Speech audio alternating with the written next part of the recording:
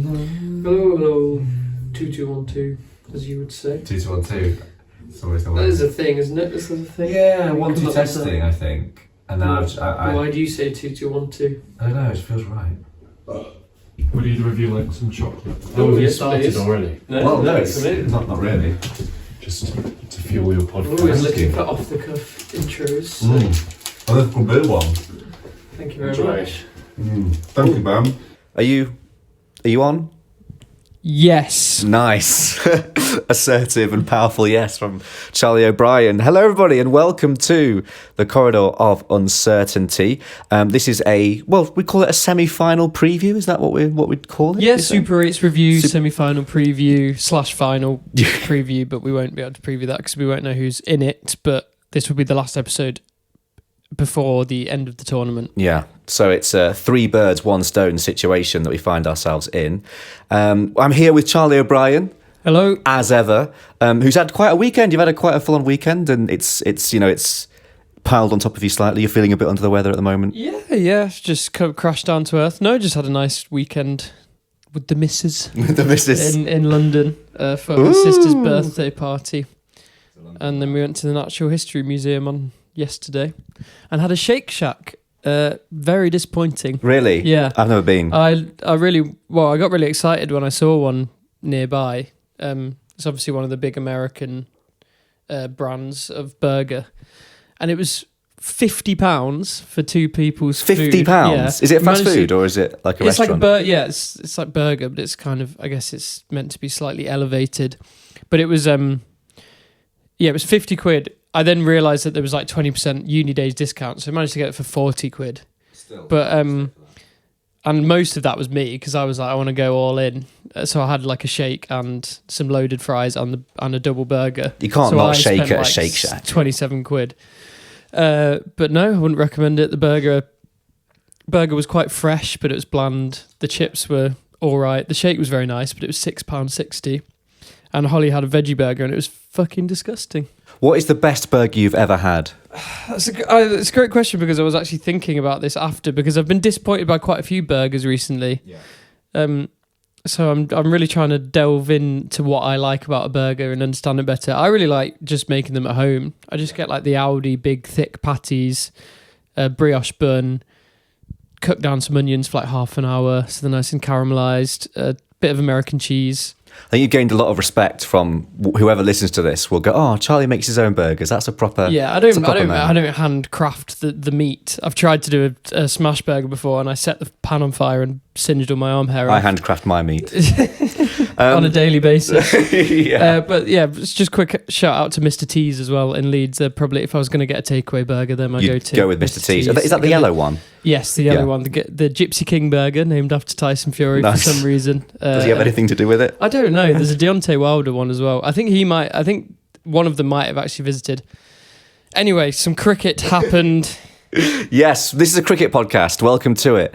We're not James Acaster does a food one, doesn't he? We're not James Acaster. Although I've been told that I look a bit like him, which I think is quite a compliment. Cricket. Hello, everybody. Let's do some cricket talking. England are through. They won all of their games. Things are looking quite good. Yes and no. I really enjoyed this stretch with my England supporters hat on. You know, I thought they played, as they have done the whole way throughout, to be fair, like gritty cricket. And there was some really exciting I think all 3 games were pretty thrilling. And, you know, when England were playing gritty cricket against the likes of Scotland, Nepal, Italy. You don't want to be playing gritty cricket. Got to be careful there. Gritty cricket. No, but when you're doing it against 3, quality sides, it's very satisfying to see England, who, in previous occasions have sort of fallen in a heap as soon as the things aren't in their favour. It's really nice to see 3 hard-fought wins, all very different to one another. With various players standing up to be counted at various points. And yes, must be hugely satisfying for England, but I think I believe that they will be very upset to be leaving Sri Lanka and heading back to India, because I think they've really enjoyed playing in Sri Lanka in this winter. Yes, we should probably talk about that because, of course, the tournament is hosted in India and Sri Lanka, and various geopolitical situations have played their part in that. But it does seem, doesn't it, as if England have really favoured those Sri Lankan conditions, and maybe going back to India, do you think might, as we saw in the first group stage, find them out a bit? Yeah, I think so, particularly with it being the Wankhede, because probably England's two worst performances of the tournament so far in that Nepal game and that West Indies game, of course, took place in the Wankhede. Jofra Archer really struggled there. BBC have done a piece today about how he sort of holds the key for the semi-final, but his numbers there weren't good at all, and actually when he's played there briefly in the IPL, he struggled as well. And I think, it's worth trying to think why the Sri Lankan wickets are good for England, because it's not traditionally something that you would associate with England. I think when it was the ODI series, you could very easily boil that down to, well, it's Joe Root and he's a master of spin. But obviously Joe Root's not here. So what has made them so good in Sri Lanka, I think they actually have a very good spin attack, and maybe not on paper, but in practice, I think their spin attack is actually stronger than their pace attack. Rashid is the most important player in the whole team. Liam Dawson's done exactly what you would expect of him now that he's finally got his opportunity in a World Cup, and that's just remarkably consistent performances of, he'll go for about 30 runs and he'll pick up a couple of wickets pretty much every time. And then Will Jacks has been just uber reliable on both sides of the ball, really surprising actually. After being England's player of the group with the bat, he's also now added being, maybe their second best bowler in these Sri Lankan conditions. He was crucial in the Jacks of all Sri Lanka. trades. Yes, very good. Thank you very much. And then Rayan Ahmed, word for him, I love Rayan Ahmed because he's Leicestershire. He scored 500s last season for us as we won the second division. So I'm very happy to see him get his chance and to grasp it in the manner that he has, with that incredible display of hitting at the end of that New Zealand game to steal an unlikely win. So yeah, it's just a little bit of wariness because I really enjoyed all of these games and I really thought the team were incredibly smart in how they went about things. But I do just think it's a completely different challenge, not only being back in Mumbai, but also playing India there. Mm-hmm. I think, not that it would have been any better to play South Africa really, but as far as rewards for topping a group goes, I think playing India in Mumbai doesn't really feel like one. That's where Abhishek scored that 100 and they beat us by about 150 runs just last year. So, yeah, we'll see. England have previous of beating India in World Cup semi-finals, but India also have previous of beating England in World Cup semi-finals. This will actually be the third edition of the tournament in a row where England and India have met in the semis, and it's 1-1 currently. Decider. Yeah, so, well done England, but it's only going to get tougher from here. It is only going to get tougher from here, but shall we reflect on the good days that we've had recently, possibly go game by game, because coming into the Super 8s, we discussed Sri Lanka and how pre-tournament we had that warm-up series where England looked fantastic, were really good against Sri Lanka, and then suddenly came into the tournament and looked undercooked. They stuttered and took a while to get going. And then the question was, which is going to win out? Is it the fact that, we beat them before the tournament, or is it the fact that they look like they're in better form than us? As it turned out, we got past them. Yeah, it actually followed a really similar pattern to that third T20 of the warm-up series where England managed to scrape to a score that you thought would be under par. That time it was, there were 6 wickets down in no time at all, and they were kind of rescued in the back end by Sam Curran. Whereas this time it was just a stuttering innings from start to end, and only Phil Salt managed to find any sort of rhythm or timing in an innings that seemed good at the time, but was actually kind of shown to be pretty great by everything else that came after. But yeah, once again it was a case of England managing to scrape up to that defendable total, and Harry Brook having the bravery to just bowl spin. Spin was working, just bowl spin. He gave Will Jacks the new ball, and that really paid off for him. He actually said he only kept him on he didn't get a wicket in the first over, and then he came up to Brooke saying, "I bowl better when I'm angry." So Brooke Nice. said that encouraged him to keep him on, and he ended up taking 2 wickets in the next over. Yeah, I think that's the main thing I've really enjoyed about Harry Brooks' captaincy so far is the way he uses his bowlers. It's not just doing the same thing every time. He really seems to recognise when situations call for you to do something a little bit different. But it's also doesn't feel like he's just trying anything and just throwing shit at the wall and seeing what works, because that definitely felt like Joss Buttler was doing that at points. He famously gave Jacks the new ball in a World Cup game and it went very wrong, where he got absolutely taken apart by Australia. But I think there's always, real cricketing merit in the decisions that Harry Brook makes. And I think particularly in conditions where you see these more sort of low-scoring shootout games, I think having a cool head like that in charge is really helpful. And as I say, having this spin attack that also really seems to favour bowling in slower conditions, if that makes sense. In India, you need spinners and you need people who can turn the ball, but they need to do that at high pace, really, which England don't have. Adil Rashid is the slowest bowler in the tournament, but on these Sri Lankan wickets, it just really works. If Harry Brooks' situational awareness was on show against Sri Lanka, then it's fair to say his wizardry with the bat was on show against Pakistan. Now, I watched this game. The sun came out and I had a lovely time. I went down to the Original Oak, which is a pub in Headingley, and they've got a big old beer garden with benches and a big screen, and they had the cricket on, and it was like a glimpse of what the summer has to offer, and I felt fantastic. Watched the cricket. It actually turned out being a little bit more squeaky bum time than you thought when Harry Brook was just rattling off boundaries left, right and centre, and achieved a century, and then decided he didn't want to do any more after that. But yeah, what a performance from him, and squeaked through in the end on that one.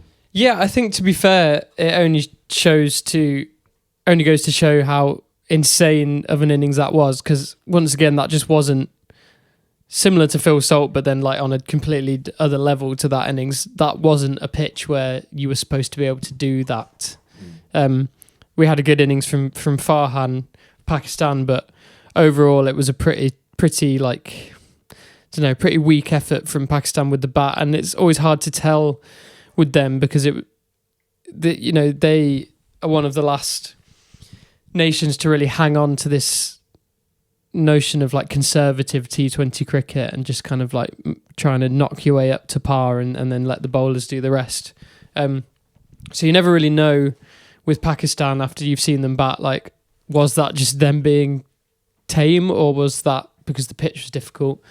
I think very early on in England's innings, you saw that actually it was just a pitch that people were really struggling to time the ball on and where the spinners and the seamers were having a lot of joy.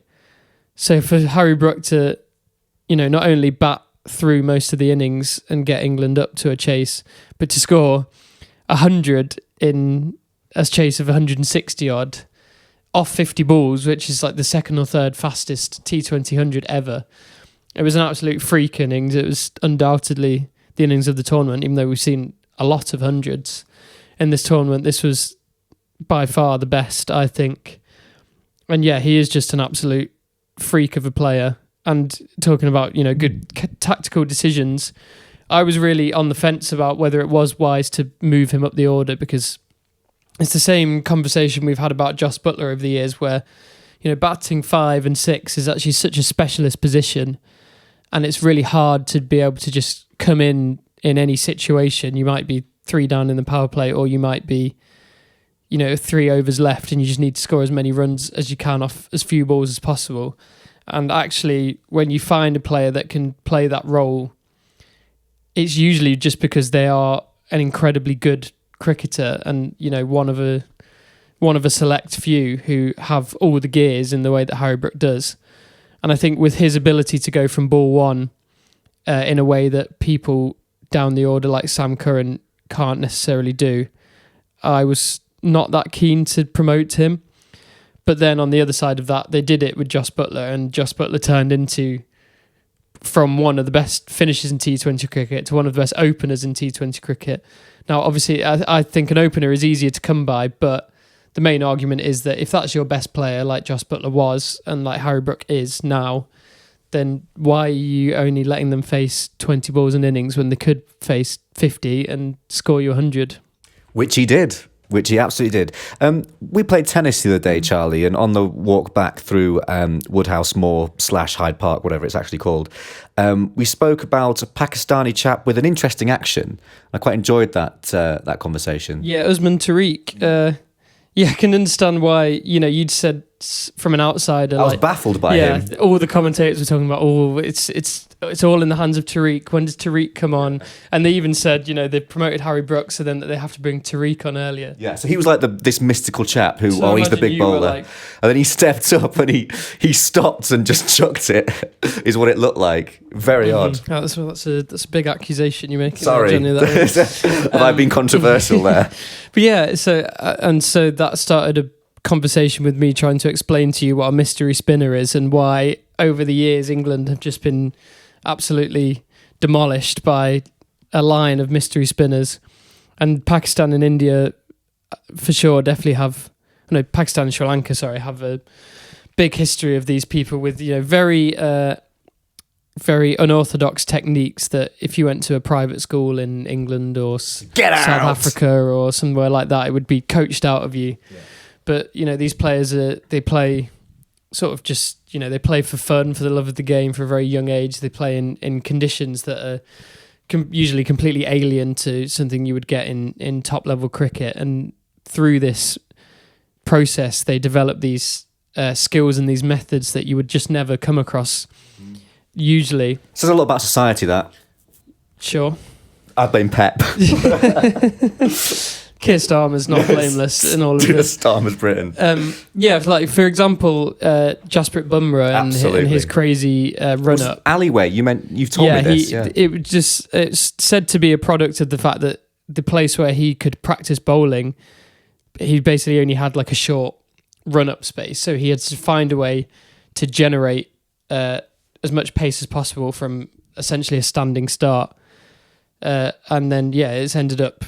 Obviously, it's not the reason why he's so great, but it definitely adds to the whole mystique and why he's so difficult to play, because it's not just wrist snap. No, exactly. And I think part of that, it's to try and unpick why Tariq, for example, is so difficult for batsmen. I think we were talking about how much batting you do on sort of assumed or learned knowledge. Like you're not actually, cricket is a very fast-paced game, in terms of when the bowler comes in. It's all about reaction times, and batters temper that with just their sort of learned knowledge of what they're probably going to be facing. It's like playing the percentages. And that's kind of why an 80 mile an hour fast bowler is probably the easiest person to hit for a lot of boundaries in modern cricket now, because someone like a Harry Brook can just say, well, I know where you're going to bowl this, so I'm going to come dancing down the track and I'm going to hit it through the offside or wherever. So just the simple fact of not understanding or not knowing or having seen before what's coming down at you. Tom Banton was the only one who had played Tariq before in the PSL. It just really messes with your head, I think. And then when you add in the fact that he can turn it both ways with like little discernible change to the action, and even so he's kind of like hiding the ball anyway within his run-up, so you can't see what's coming down. I think that's what makes it so difficult. And I was telling you about Sunil Narayan. You were, I was just thinking that. And I was telling you about Mark Watt for Scotland, bowling from 25 yards and getting like bowling Alex Hales out with stuff like that, like good players. So, yeah, it's just the kind of player that England never ever produce and constantly seem to be getting their trousers pulled down by. So I think the fact that they only lost 2 wickets to him was another crucial factor in managing to win that game. It makes sense, doesn't it? If you spend thousands of hours facing or playing a particular way and seeing particular things, and then you get to a certain level and suddenly come across somebody who's doing it completely differently. I can imagine how that could scramble your brain slightly. So let's move on, not to my financial plans. Let's move on to New Zealand. Now, Charlie, you've had some interesting experiences with getting to grips with New Zealand's possible path through this tournament. Originally predicted them to go out, I think, in the group stage. Is that right? Yes, that was so stupid. I knew it was when I was saying it. They never ever go out in the group stage. And then had them as group winners, I believe, in this stage. They did get through, so half right, I suppose. But England were able to beat them. Yeah, I was surprised, honestly. I still feel like New Zealand have had all in all the better tournament than England. They came through a harder group. I know they've only got 3 points in the end in this group, but the first game was rained off against Pakistan, and I would definitely have backed them to win that. And I think that the second and third games, which they did play at the Primadasa Stadium in Colombo, they were just really intelligent as a team about how they went about things. And it was actually the blueprint for their win against Sri Lanka that England admitted that they used against New Zealand in the following game. And basically, getting that extra spinner in and understanding that 160 is a good total and that, spin was going to be really hard to hit and where the hitting areas were. Mitch Santner, the captain in particular, was, very smart with understanding when batting and bowling that there was one incredibly short boundary to one side of the ground and just targeting that with the bat and then making sure to sort of hide the ball from the area when bowling. Just if it's on the leg side, then just tossing it out wide on the offside. So they're just an incredibly smart team and just incredibly pragmatic in a way that England, for example, aren't. We want our star boys and we want our very simple messaging and this is how we're going to play the game. Whereas New Zealand are much more play the percentages. They're much more trust their seasoned guys, even if it's just in domestic cricket. McConkey, who's been playing this tournament, I think, pretty sure had never played for New Zealand before, but he came in to replace another spinning all-rounder, and they literally just went, well, who's the next best spinning all-rounder that can just fill the same role? He's in his mid-30s, will probably never play for New Zealand again. Pragmatism. Yeah, but he's doing his job. He's doing it well, and I like that. I like that that's how they approach things, and I think it's why they always, there seems to be like a minimum level that they hit in tournaments, and it's more often than not seems to be getting to the semi-finals. They are about to run into, the best side in it in South Africa, so I can't see them going further. We'll touch on that a little bit more later, but yeah, I was surprised honestly to see them lose to England. I think they had control of that game for the large part. They managed to sort of fight their way through the power play unscathed in a way that was just really impressive. I thought Seifert and Tim Allen both having great tournaments. They played out a maiden to Jofra Archer first over, and you think, well, they're in trouble here. But then by the end of the power play, they'd managed to hit 50-odd runs, and they seemed pretty much in control of that game throughout, apart from maybe falling away a little bit at the death. But then all of a sudden, Jackson Ahmed just scored at a rate that seemed impossible and got England over the line. But yeah, I don't think New Zealand will be devastated with that. They've made it through anyway, and I think they'll be looking ahead to the next challenge now, which is the challenge. The challenge indeed, which, as you say, we will touch upon, we will get to. So I like it when you kind of do my work for me, Charlie, by putting the question that I need to ask in the doc. And you've done that here, which is that Sri Lanka and Pakistan are out. Are they underperformers? Now, you would probably say that in that group, historically, and also at your prediction as well, that England and New Zealand probably were the favourites to get through it. But Sri Lanka had a good tournament coming into it. And I guess you never know with Pakistan, do you? Yeah, it's just weird because, well, they're both former winners of this competition, for starters. Yeah, it was a long time ago, both of them, or relative in T20 terms anyway. But I think Pakistan you need to kind of like put aside, and maybe we'll talk more about the history of the Pakistan, to quote to paraphrase Giorgio Chiellini. We'll talk more about that in the summer when we go to the tests and stuff. That's going to be great. So to put them aside for a second, and they did reach the final 2 editions ago. It's the reason I wanted to discuss this was Sri Lanka, and it's like, actually, I think Sri Lanka have gone under the radar a little bit in the last 5 years or so as a team that really just aren't delivering how they should be. I think if you're looking at pound to pound, the biggest kind of underachievers in cricket, you'd always have to say that England's top of that list, really, with the economic might that they have and the fact that they invented the game. Yeah. Like, even if we are picking up titles here and there and winning a decent amount of test matches, it's still really, when you compare us to the other 2 superpowers of the game, like, we are shit, really. But then if you want to look like the rungs below that and who's like really not performing, I think you have to say Sri Lanka, because going into every series they play, the talk is all about how they have so many good batters who average 40 plus in tests in first class cricket. A lot of them have really good white ball records as well.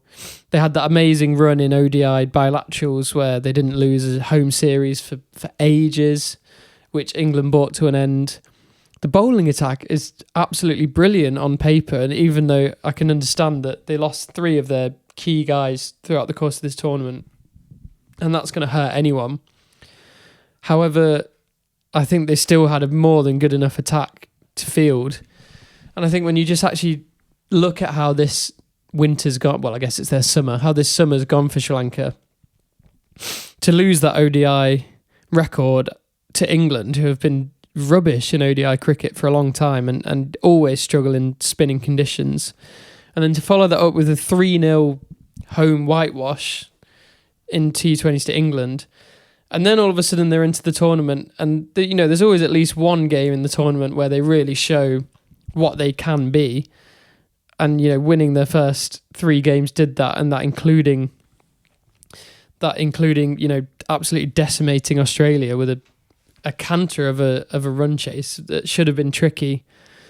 But then after that game, they've lost 4 on the spin to Zimbabwe, who have been the great surprise story. But then to New Zealand, they lost all their games in this Super 8s group. And I think losing to New Zealand and England, like I see what you say about, we probably thought England and New Zealand would go through. But I think even just the fact that, the 2 non-Asian teams in a Asian World Cup were predicted as favourites over Sri Lanka and Pakistan, like the second and third most kind of like historic and famous Asian cricketing nations, really just shows that these countries aren't really performing in the manner that they should. And I feel like, especially those defeats to to New Zealand, and then the one to England, and then also the one to England in the T20 series before, to just completely fall apart against spin, 3 times in the space of a month, but every time it's to a Senna nation. England and New Zealand are probably thought as having historically 2 of the weakest banks of spin bowlers in the world, really. So yeah, I think it's hard with Sri Lanka. I think as a nation, they've had an incredibly difficult run of it in the last decade, and maybe cricket isn't top of the agenda currently, but I do think that given how fantastic that team is on paper, I maybe would question their sort of mentality a little bit, and just hope that maybe in the next tournament when it rolls around, because I'm sure it will be incredibly soon, that they can just put up a bit more of a fight. Why do you think the fact that it was a World Cup held in Asia didn't seem to help them out as much as you'd think it would? Or do you think it did and they just really are so far off it that it wasn't enough to bridge the gap? It's weird because if we look at the last World Cup held in Asia, it was only India that made the semi-finals of that as well. It was Australia, South Africa, New Zealand. So I think, the Senna nations, as they're called, those 3 and England, are just incredibly strong white ball teams and have been for a long time.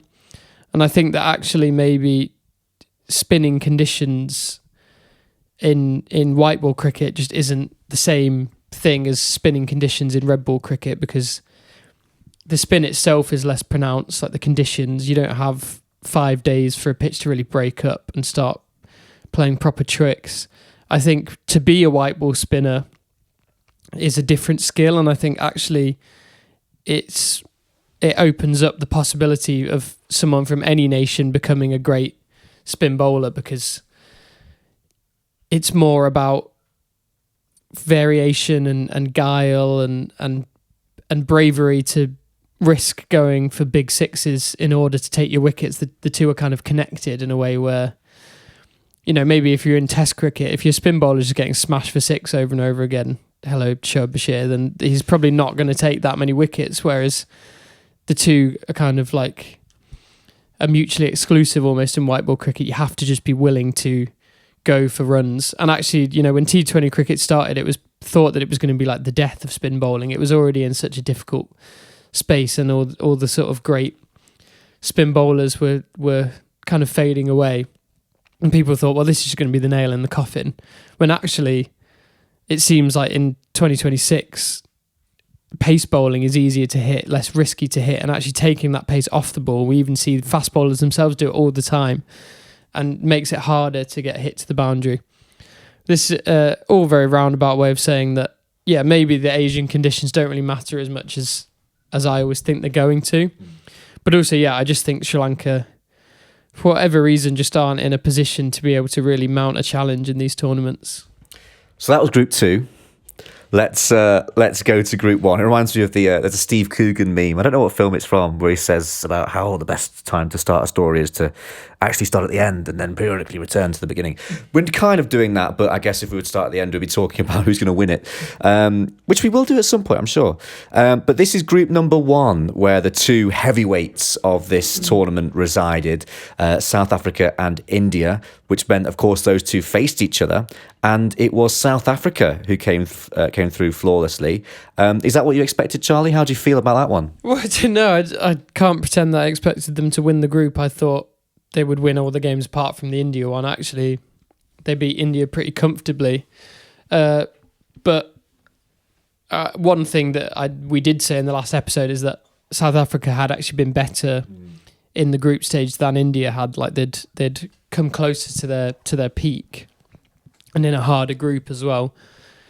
But no, I really didn't see that win coming, especially when South Africa were in a little bit of trouble with the bat in their innings, but they were dug out by Deval Brevis and David Miller. I've been trying to think about why they're so great. I think it's probably not rocket science. I think they have the best pace attack in the whole tournament with Rabada and Gidi, Janssen and Bosch. And then the batting is just ridiculous as well. You've got power hitting all the way down, but also people in that middle order, particularly Miller and Stubbs, who really understand when to soak up pressure and just kind of get through to that last phase and then go again. I think Miller, particularly with all his IPL experience, especially in Ahmedabad, where they've played a lot of their games, and he's played there for their franchise, for Gujarat. He is crucial, absolutely, and it was his sort of dismissal, along with the now retired Heinrich Klaassen in the last final, that sort of led South Africa to lose a game that they really had no right to. So I think he's crucial, and I also think, you know, the spin is just, well, probably not on the level of India. It's more than good enough. Maharaj is just an absolute beast of a spinner and has had a brilliant 3 or 4 years. So yeah, they're just such a well-rounded team who definitely, I mean, it could all go wrong in the semis and final. You never know with South Africa, but I get the sense that they are really keen to get rid of that idea of them being chokers or bottlers, and they're actually an incredibly well-drilled outfit now. And if they do lose in the semi-finals or the final, I don't think it will be in, you know, embarrassing circumstances. I think they'll just lose, but right now it's quite hard to imagine them not winning a game of cricket. Yeah, it is. I always find it quite interesting in just general sporting situations where you find that two sides potentially will face each other multiple times throughout a tournament in order to go and win it.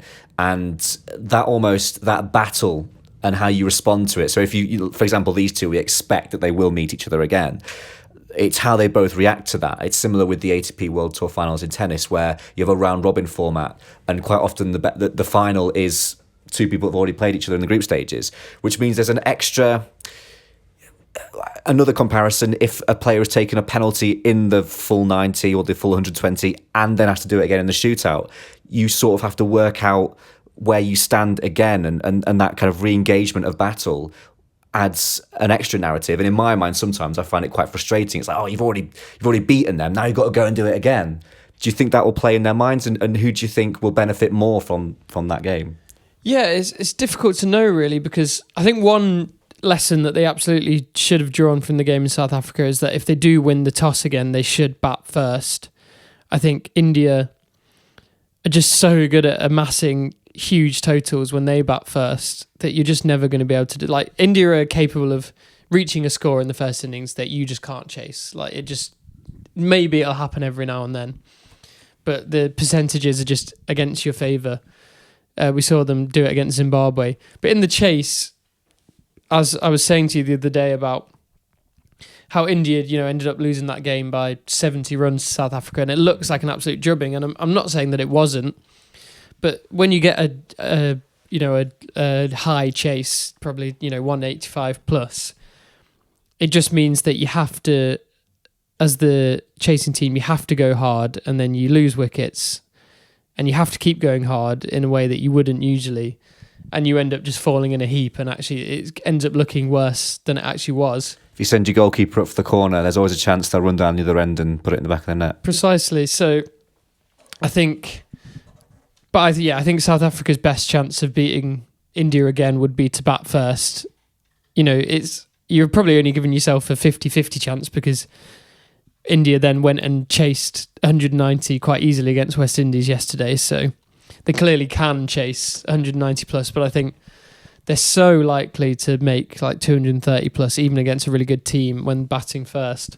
You just can't take that risk. But yeah, it's how much we can read into it. I think what's really interesting is it was at the ground that the final was going to be at, the Narendra Modi Stadium in Ahmedabad. And actually, South Africa played loads of the games there. They've been one of the teams to be a little bit sort of fortuitous in the way that their games have worked, because they've played every game in India as well, and a lot of them in this stadium. They were making quite a big deal out of the fact on the TMS commentary that most of the games that South Africa had played in Ahmedabad so far were red soil pitches, like red clay soil pitches, which are better for fast bowlers, bouncier, so you'd expect it to be good for South Africa.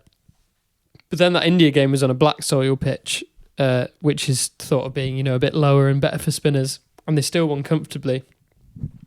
So they definitely feel comfortable at that ground. So if they can get through to the final, where we imagine they'll be playing India, I do think they've got a really good chance. But yeah, we'll see. Is there a sense that India have sort of grown into the tournament, and that, as you say, the potential is certainly there? It's just about whether they can unlock it, and maybe that South Africa result isn't something that will necessarily make India and their supporters feel that they haven't got a chance of winning this competition? Yeah, I think with you asking what have they taken from that loss, it did seem to be the final nail in the coffin, where they realised they needed to split up that left-handed top three, and they've got Sanju Samson back in, and he's handsomely rewarded them. Yeah, I'm very happy to see him do well. He's actually left Rajasthan now, but I still like him. The one that got away. Yeah, he gave many years of service, being like the only guy who was doing anything good and losing handsomely. So I can't blame him. But it just seemed like the sensible decision anyway. He'd been Abhishek's opening partner for much of the last 2 years, and I don't really understand why they dropped him at the last minute. He's always been a player that's been a little bit hard done by India, in my opinion. So it's nice to see him finally get that statement knock in Indian colours that he's probably never actually really had, that 97 out of 50. And if you think about Brooks scored 100 off 50 to win a chase, it's actually, in terms of like runs and strike rate, is almost exactly as good as that innings. And considering that they were chasing 190 as well, and to be there not out at the end, real gem of an innings. But even the game before against Zimbabwe, he got the lowest individual score, I think, of anyone who batted. He got 24 and everyone else reached 30 odd. But he got them off to such a flyer and sort of reignited that strong opening partnership that's been such a backbone of their brilliant T20 cricket in the last couple of years. And it really, really faltered in this tournament. Even when Kishan was doing well, Abhishek was out first ball, and then when Abhishek did well, Kishan was gone. So you can't really understate the importance of just a fast start and of a good opening partnership. So I think they look stronger for him being back in there. And yeah, the bowling is just sort of getting stronger and stronger all the time. I think, to be fair, the bowling was never the issue. It was just whether the batters would click to the extent that we know they can, and it definitely seems like they have. So as ever, 2 through and 2 new. Terrible. But a word for the 2 who are new, which is no in a funny voice. West Indies and Zimbabwe, who have they've had interesting tournaments. I mean, West Indies, of course, they got that win over England. They looked like they were, having a very strong tournament, and of course Zimbabwe, who have possibly been the maybe the underdog story, would you say, of the tournament? How do you rate their situation? Well, yeah, I just wanted to give them both a shout out, really, because with the way that this stupid system has worked, it does seem to have screwed them over hugely. We've ended up with the 4 group winners in one pot for the next round. And I think you can genuinely make a pretty good case that West Indies have been the 3rd best team in this tournament. But 3rd best in that group is out. Unfortunately. So yeah, just unlucky mates. Unlucky. I've loved watching Hetmeyer bat in particular, and I think they've just been excellent. So, and I think they were genuinely really in that game with India and could have caused a massive upset and dumped them out. So yeah, I think their stock probably has only risen through this tournament, and hopefully we can see them kick on from here, because West Indian cricket definitely seems to be in a more settled place in the last few years, and hopefully they can start realising their potential again. And then Zimbabwe, we hadn't actually, we did the last episode before Zimbabwe's last game, so we didn't know that Zimbabwe were actually going to end up winning their group as well. And they were unbeaten in the group stage. They've ended up losing all 3 games here, but as I just said, to the 3 best teams in the tournament so far.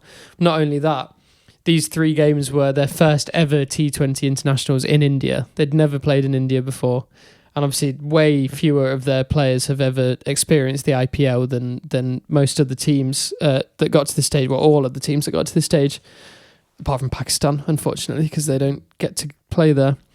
But so I think they've also been a little bit hard done by, and while they got pretty comprehensively beat 3 times, I think even the India game in particular, they were never ever going to make that chase. As I was saying, there are just some scores that certain teams can't yet make, and that's fine.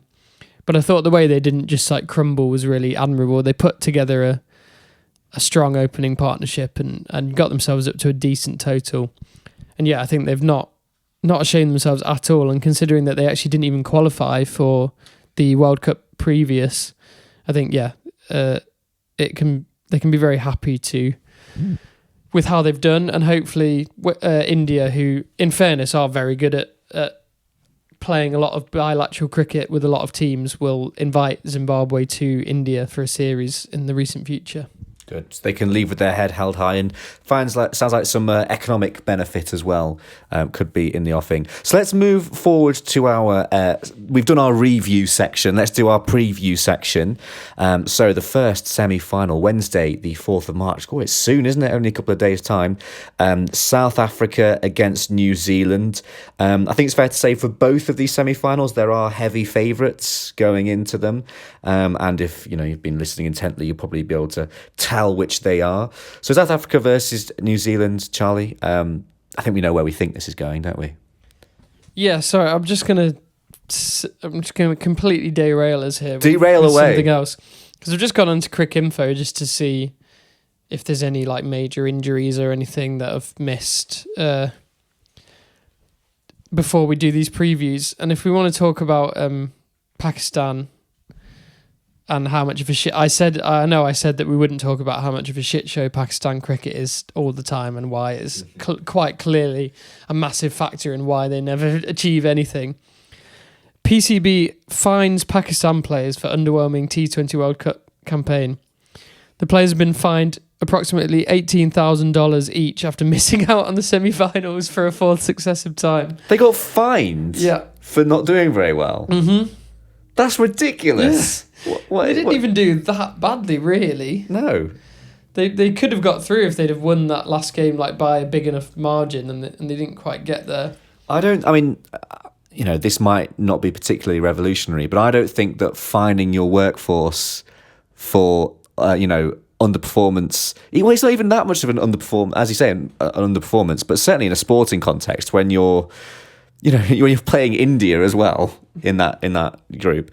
That's they were imposed immediately following Pakistan's match against India, where they lost by 61 runs, and then they were told that the fines would be waived off if they reached the semi-finals. So they got fined for losing to India, basically. They said they weren't going to play India because it was like their one bargaining chip that they had, and then everyone asked them to, and then they were like, okay, fine, we will, because everyone needs the literally money. Fine, we will. And then they lost handsomely, as they do every single time, and then they've fined them. Fined the players. Absolute. That's not going to motivate. There. That's not going to motivate the player. No. If you're there in your final game going, we could get through to semi-finals for glory, then yes. But if it's like, if we lose, we're going to get fined. I mean, that's going to make you twitch a little bit. In this world, like in this landscape, you can't rely on players just sticking by you no matter what. It was something I was going to raise about Sri Lanka and their underperforming, actually, is that they're really not one of the teams that have been hit by this phenomenon of players retiring early to play franchise stuff. Like Sri Lanka have all their players to choose from.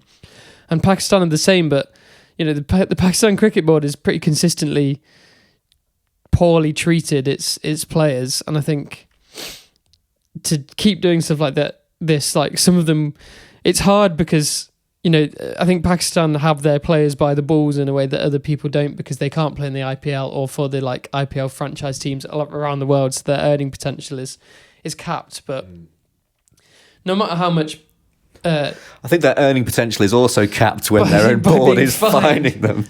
Yeah, mental. Okay, sorry. We'll back onto I the enjoyed preview that. now, but that's crazy. Bit of breaking news for you there. I can't see past South Africa, India getting through. I know that they've ended up playing the teams that I thought they would play, but because they finished the other way round. But I think South Africa will have too much for New Zealand, and I think England will have too much for India, and I'm not really sure how much more I can add. I guess we could go a bit more into glimmers of light for England, maybe. We could. I mean, how many of those are there? I mean, to be fair, the results recently have been good, and if Harry Brook can put in a performance like he did against Pakistan, then you never know. But it does feel like it's going to be a tough old test. Yeah, I think England are improving through the tournament, which is what they've done in the 2022 World Cup and the 2019 ODI World Cup when they won it. So I think that's promising. I think Jofra Archer has just got better with every game, and Adil Rashid, but unfortunately to temper that, I believe that's specifically because the conditions first in Kolkata and then in Sri Lanka just were way better for both of those players. And then, coming back to Mumbai, I think I could see Archer and Rashid going for a lot of runs, and I hope I'm wrong. I think obviously Butler's form, I know I said I was going to do glimmers of hope, but Butler's form is really worrying.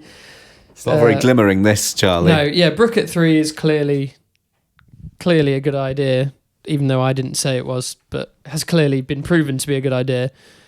However, he also is a player that has struggled so far in his matches in India and clearly prefers Sri Lanka. Will Jacks has been absolutely brilliant in pretty much every game.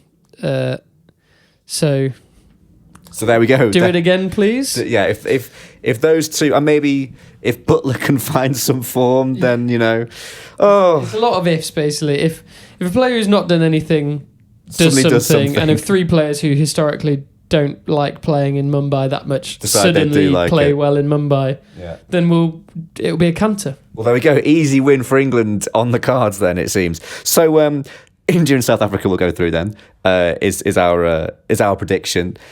And coming into this and throughout, you have said that you back India to win it on home soil.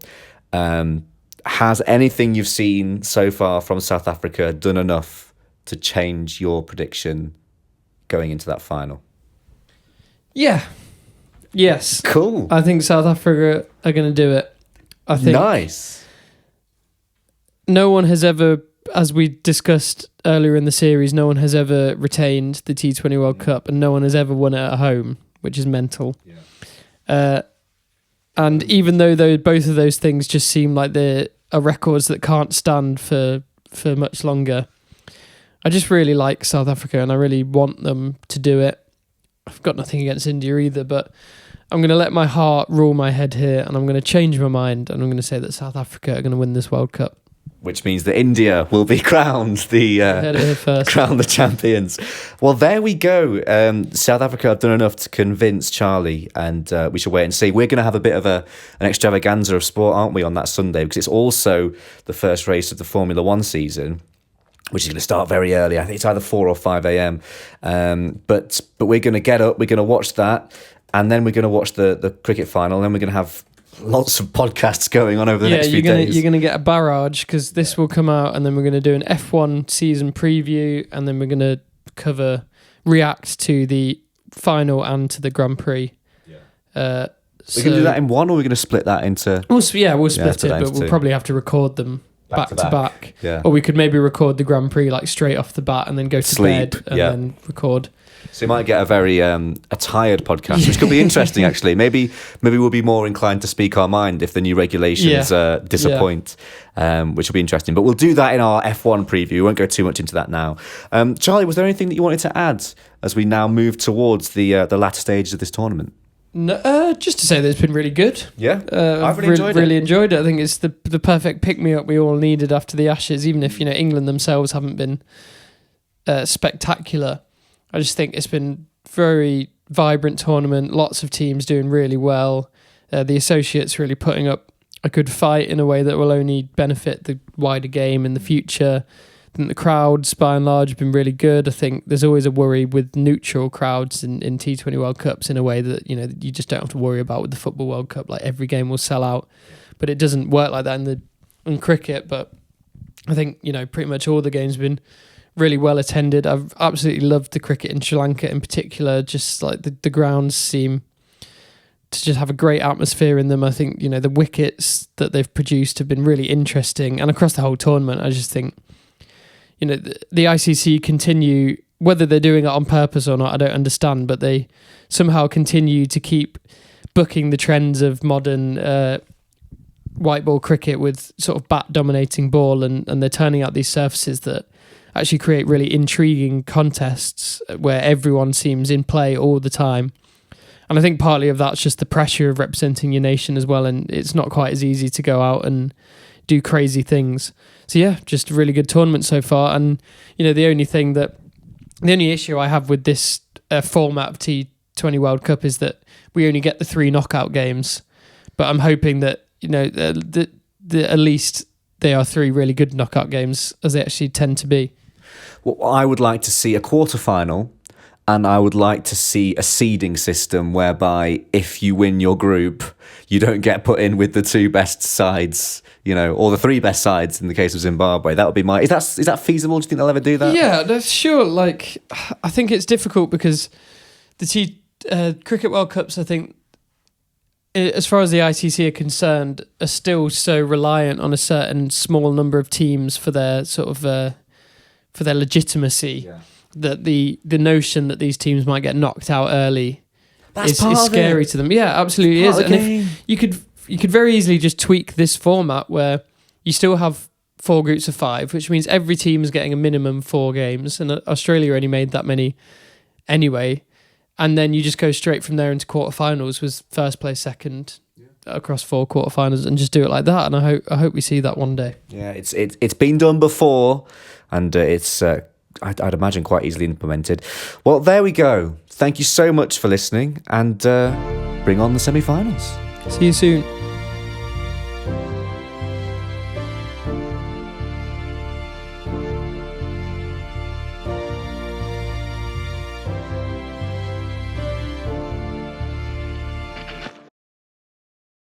You say 2212 is a Geese song on the first 3D On 3D count? count, I've yeah. not listened to that yet. I need to. Just thought I'd get your blood sugar up. How does the first Geese album compare to the latest? There's 3. There's 3. Mm-hmm. The first one isn't as good, but it's still worth listening to. It's very strokesy. Mm. And then the second one is more of like a rock revival thing. Mm. So again, it's drawing on a lot of influences, but it's very good fun. And Nice. it's recorded by the guy who did Wow. some of the Arctic Monkeys albums. Oh yeah. And produced. I felt like Getting Killed was quite a turn though. It's quite different from their other stuff. Yeah, I think, it's probably the most original. But the second album's really good. I would recommend it. I don't know if it's the same person, but one of the people who I think produced AM, there was a guy who worked at our college who enlisted his services to record his album because he loved the sound of AM. And he just he put him in his own cupboard and just with one mic and said, record everything in there, and then charged him £5,000. Yeah, James Ford, that is the guy. Did he record AM? Is it the same person? Yeah. Yeah, James Ford made my college tutor stand in a cupboard and record his whole album in there. Was it a good album? Apparently he was really happy with the sound of it, so it must have worked well. Fair play.